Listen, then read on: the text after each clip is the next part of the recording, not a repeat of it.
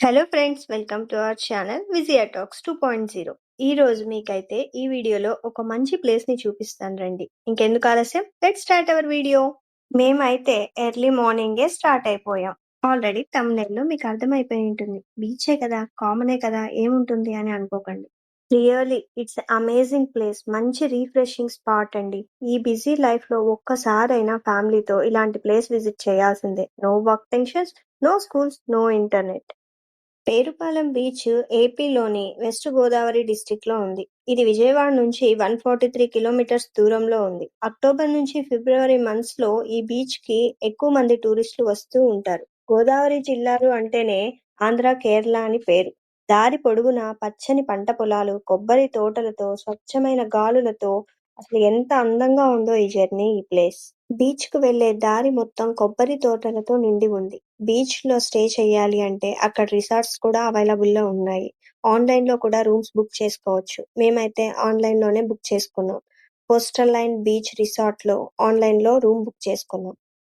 ఈ రిసార్ట్ కూడా కొబ్బరి తోటల మధ్యలోనే ఉంది. రిసార్ట్‌ని చూడగానే పిల్లలు చాలా హ్యాపీగా ఫీల్ అయ్యారు. వాళ్ళకి చాలా నచ్చేసింది. రిసార్ట్ చుట్టూ కూడా కొబ్బరి తోటలే. రూమ్స్ కూడా చాలా నీట్‌గా ఉన్నాయి. 4 మెంబర్స్‌కి అయితే మేము తీసుకున్న రూమ్ కరెక్ట్‌గా సరిపోతుంది. హాట్ వాటర్, టీవీ, ఏసీ అన్ని ఫెసిలిటీస్‌ని ప్రొవైడ్ చేశారు. పర్ డేకి 2000 పే చేయాలి. ఫుడ్ ఫెసిలిటీ మాత్రం ఉండదు. మనమే అరేంజ్ చేసుకోవాలి. రిసార్ట్ నుంచి చూస్తే బీచ్ కనపడుతుంది.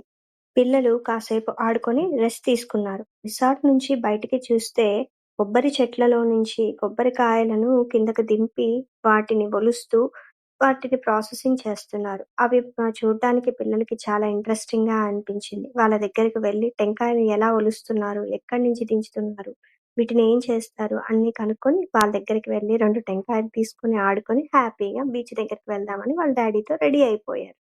మార్నింగ్ నుంచి బీచ్‌కి ఎప్పుడెప్పుడు వెళ్దామా అని అందరం వెయిట్ చేస్తున్నాం. బీచ్ నిజంగా చాలా బావుంది. చాలా నీట్‌గా కూడా మెయింటైన్ చేస్తున్నారు. కానీ అలలు మాత్రం చాలా గట్టిగానే వస్తున్నాయి. హర్షు అయితే ఫుల్ హ్యాపీ. నీళ్ళల్లో ఏవో చిన్న చిన్న క్రాబ్స్ ఉన్నాయంట. అవి చూసి వాడు చాలా ఎక్సైటింగ్‌గా ఫీల్ అయ్యి వాటితో ఆడుకుంటూ హ్యాపీగా ఫీల్ అయ్యాడు.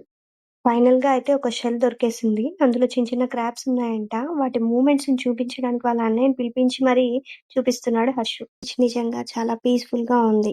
క్రౌడ్ కొంచెం తక్కువగానే ఉంది ఇక్కడ. కానీ అలలు మాత్రం కొంచెం ఎక్కువగానే వస్తున్నాయి.